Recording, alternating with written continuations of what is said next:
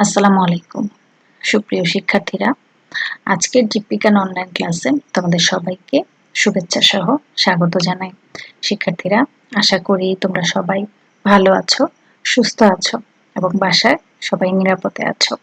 শিক্ষার্থীরা, আমি আরো আশা করি তোমরা নিয়মিত অনলাইন ক্লাসগুলো ফলো করছো এবং সেই অনুযায়ী তোমরা বাসায় নিয়মিত পড়াশোনা করছো।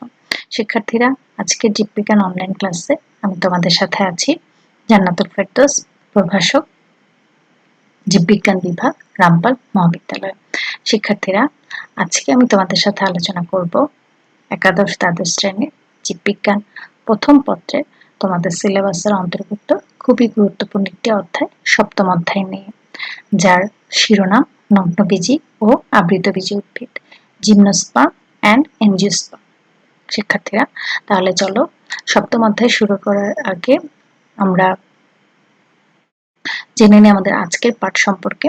শিক্ষার্থীরা, আজকে আমরা এই সপ্তম অধ্যায় থেকে আলোচনা করব নগ্নবীজি উদ্ভিদ বা জিমনোস্পার্ম নিয়ে।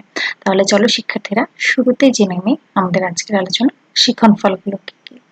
আজকের পাঠ শেষে শিক্ষার্থীরা তোমরা যা যা শিখতে পারবে তা হলো: 1. নগ্নবীজি উদ্ভিদের বৈশিষ্ট্য বর্ণনা করতে পারবে এবং 2. সাইকাসের দৈহিক গঠন বর্ণনা করতে পারবে। তাহলে চলো শিক্ষার্থীরা, আমরা শুরু করি আমাদের আজকে মূল ক্লাস। শিক্ষার্থীরা, আজকের ক্লাসের শুরুতে আমরা জেনে নিই নগ্নবীজি ও আবৃতবীজি উদ্ভিদ সম্পর্কে। শিক্ষার্থীরা, নগ্নবীজি ও আবৃতবীজি উদ্ভিদ উভয়ই সপুষ্পক উদ্ভিদ। এদের অনেকের ফল ও সকলের বীজ হয়। তবে নগ্নবীজি ও আবৃতবীজি উদ্ভিদের মধ্যে প্রধান পার্থক্য হচ্ছে ফুলের গর্ভাশয় থাকা বা না থাকা। এই নগ্নবীজি এবং আবৃতবীজি উদ্ভিদ মূলত বীজ উৎপাদনকারী ভাস্কুলার উদ্ভিদের অন্তর্ভুক্ত এবং এদের বিভাগ হচ্ছে স্পার্মাটোফাইটা। নগ্নবীজি এবং আবৃতবীজি উদ্ভিদ মূলত স্পার্মাটোফাইটা বিভাগের অন্তর্ভুক্ত। বীজের জন্ম প্রকৃতি অনুসারে এই বিভাগকে আবার দুভাগে ভাগ করা হয়: নগ্নবীজি এবং আবৃতবীজি। নগ্নবীজি উদ্ভিদ হচ্ছে কারা? যাদের ফুলে গর্ভাশয় না থাকায় মেগাস্পোরোফিলের উপর উন্মুক্ত অবস্থায় ডিম্বক উৎপন্ন হয়। এই নগ্নবীজি উদ্ভিদ টেরিডোফাইট ও আবৃতবীজি উদ্ভিদের মাঝে সেতু বন্ধনকারী। এবং আবৃতবীজি উদ্ভিদ কারা? যে গর্ভাশয়ের অভ্যন্তরে ডিম্বক উৎপন্ন হয় এবং নিষেকের পর ডিম্বক বীজে এবং গর্ভাশয় ফলে রূপান্তরিত হয়। বর্তমান সময় হচ্ছে মূলত আবৃতবীজি উদ্ভিদের যুগ। তাহলে শিক্ষার্থীরা, আমি শুরুতেই বললাম নগ্নবীজি আবৃতবীজি উদ্ভিদ অর্থাৎ জিমনোস্পার্ম এবং অ্যাঞ্জিওস্পার্ম উদ্ভিদের মধ্যে মূল পার্থক্য হচ্ছে ফুলে গর্ভাশয় থাকা বা না থাকা।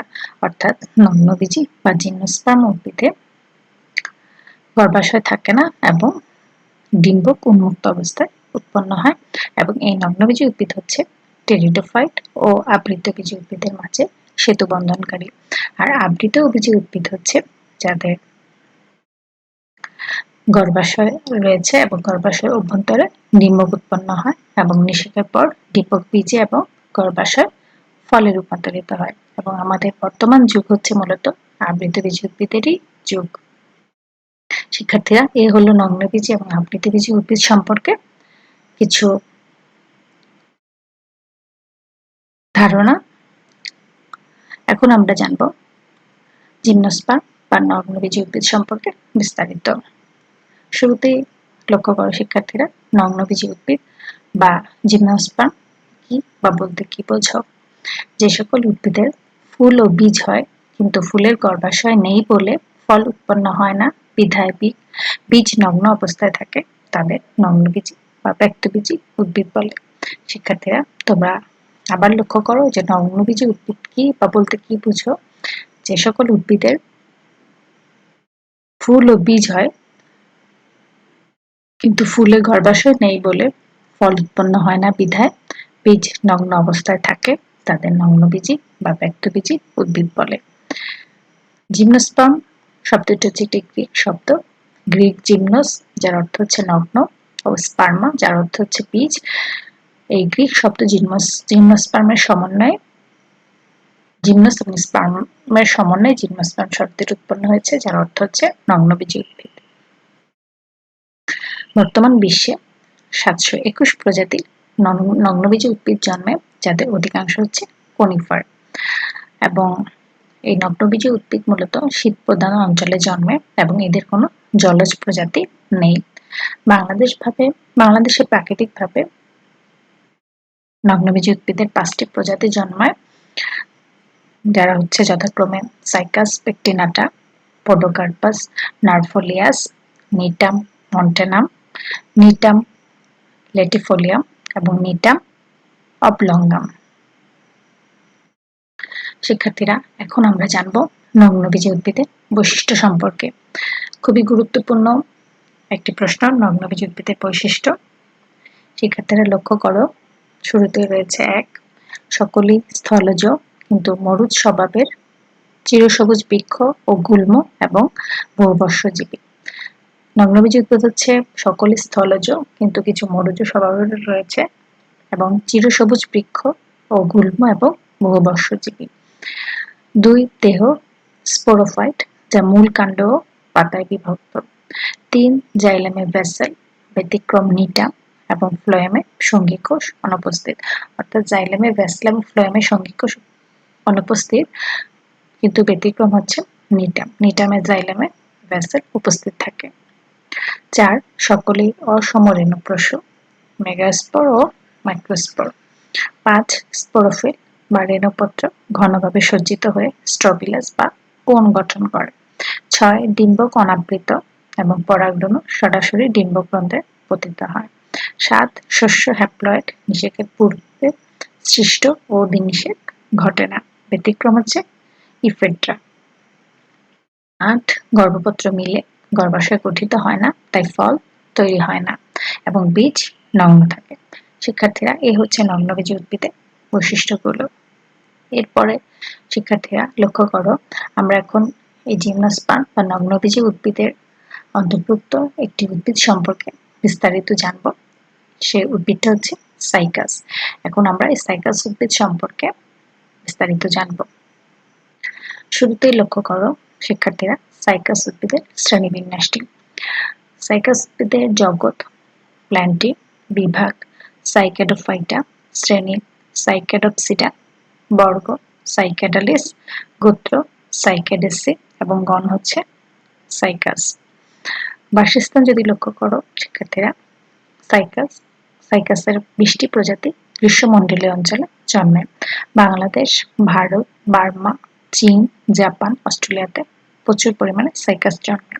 বাংলাদেশের পার্বত্য চট্টগ্রামে সাইকাস পেকটিনাটা জন্মে। বাগানে সাইকাস রেভোলুটা ও সাইকাস সার্সিনালিস রোপণ করা হয়। এদের আবির্ভাব হয়েছে মূলত 30 কোটি বছর পূর্বে, অর্থাৎ 30 কোটি বছর পূর্বে সাইকাসের আবির্ভাব ঘটে। শিক্ষার্থীরা, এখন আমরা জানব খুবই গুরুত্বপূর্ণ একটি প্রশ্ন, জীবান্ত জীবাশ্ম বা লিভিং ফসিল কি, বা সাইকাসকে কেন জীবন্ত জীবাশ্ম বা লিভিং ফসিল বলা হয়। এটি খুবই গুরুত্বপূর্ণ একটি প্রশ্ন। শিক্ষার্থীরা, তোমরা এটা অবশ্যই মুখস্থ করে ফেলবে। তাহলে লক্ষ্য করো যে বর্তমানকালের জীবন্ত কোনো উদ্ভিদের বৈশিষ্ট্য যদি জীবাংশে পরিণত হওয়া কোনো উদ্ভিদের বৈশিষ্ট্যের সাথে মিলে যায়, তবে জীবন্ত উদ্ভিদটিকে জীবন্ত জীবাশ্ম বলে। শিক্ষার্থীরা, আবার লক্ষ্য করো, বর্তমানকালের জীবন্ত কোনো উদ্ভিদের বৈশিষ্ট্য যদি জীবাংশে পরিণত হওয়া কোনো উদ্ভিদের বৈশিষ্ট্যের সাথে মিলে যায়, তবে জীবন্ত উদ্ভিদটিকে জীবন্ত জীবাশ্ম বলে। ট্রায়াসিক যুগে সাইকাড জাতীয় উদ্ভিদের আবির্ভাব ঘটে। জুরাসিক ও ক্রিটেসিয়াসে চর উৎকর্ষতা লাভ করলেও ক্রিটেসিয়াসের শেষে এরা বিলুপ্ত হওয়া শুরু করে। তবে সাইকাস সহ কিছু প্রজাতি, অর্থাৎ 9টি গণের প্রায় 61টি প্রজাতি এখনো পুরাতন বৈশিষ্ট্য সহ এবং কোনো প্রকার পরিবর্তন না ঘটিয়ে টিকে আছে। এই বৈশিষ্ট্যগুলো প্রাপ্ত জীবাংশগুলোতে পাওয়া যায়, তাই সাইকাসকে জীবন্ত জীবাশ্ম বলা হয়। অর্থাৎ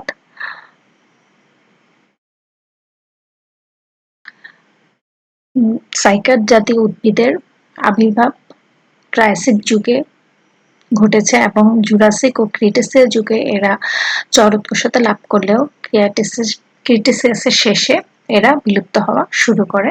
কিন্তু তবুও বর্তমানে সাইকাস সহ কিছু প্রজাতি, অর্থাৎ 9টি গণের 61টি প্রজাতি এখনো বর্তমান বর্তমানে পাওয়া যায় এবং এরা কোনো প্রকার বৈশিষ্ট্যের পরিবর্তন না ঘটিয়ে পুরাতন বৈশিষ্ট্য নিয়ে বর্তমানেও টিকে আছে।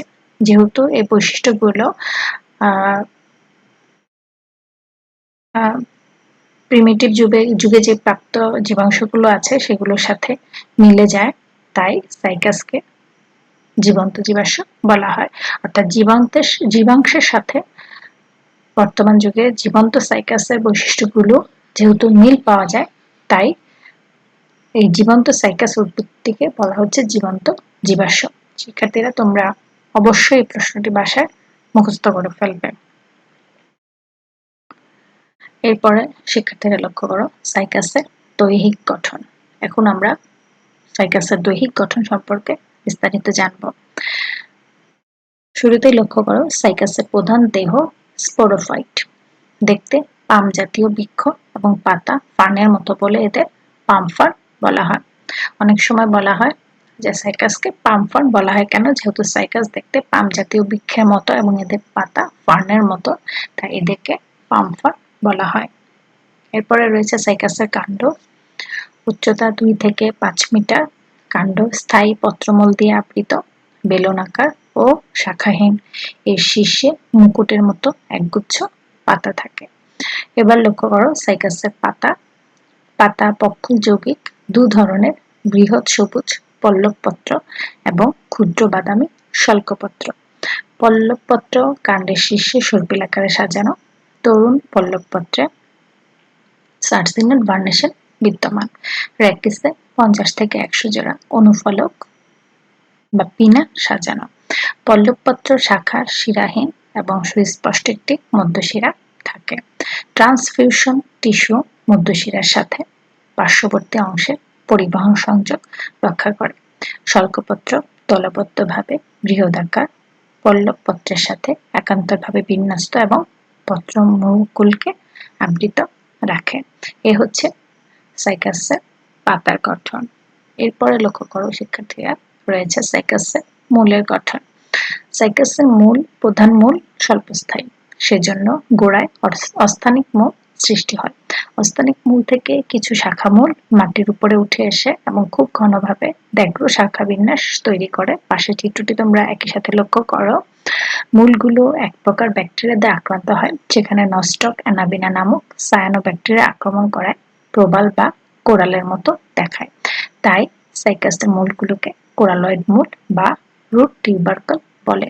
শিক্ষার্থীরা, এই প্রশ্নটিও খুবই গুরুত্বপূর্ণ, বহুবার পরীক্ষায় আসে যে সাইকাসের মূলকে কোরালয়েড মূল বলা হয় কেন।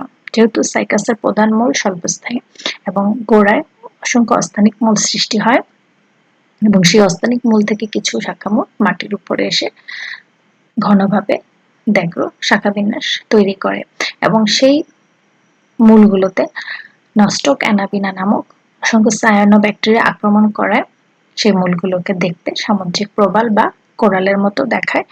তাই সাইকাসের মূলগুলোকে কোরালয়েড মূল বা রুট টিউবারকল বলে। শিক্ষার্থীরা, এই ছিল সাইকাস নিয়ে আজকের আলোচনা। সাইকাস সম্পর্কিত বাকি আলোচনাগুলো আমরা ইনশাল্লাহ পরবর্তী ক্লাসে করব। আজকের আলোচনার উপর ভিত্তি করে তোমাদের যে বাড়ির কাজটি দেওয়া হয়েছে সেটি লক্ষ্য করো। তোমাদের বাড়ির কাজটি রয়েছে 1, নগ্নবীজী উদ্ভিদের বৈশিষ্ট্য বর্ণনা করো। 2, সাইকাসের মূলকে কোরালয়েড মূল বলা হয় কেন, এবং 3, সাইকাসকে জীবন্ত জীবাশ্ম বলা হয় কেন। খুবই গুরুত্বপূর্ণ 3টি প্রশ্ন। অবশ্যই 3টি প্রশ্নের উত্তর তোমরা ভাষায় ভালো করে মুখস্থ করবে এবং সেই অনুযায়ী মুখস্থ করে তোমরা খাতায় অবশ্যই লিখবে। তাহলে শিক্ষার্থীরা, আজকে এখানে আলোচনা শেষ করছি। পরবর্তী ক্লাসে সাইকাস নিয়ে ইনশাল্লাহ বাকি আলোচনা শেষ করব। আজকে তাহলে এখানেই বিদায় নিচ্ছি। সবাই ভালো থেকো, সুস্থ থেকো। ধন্যবাদ সবাইকে। আসসালামু আলাইকুম।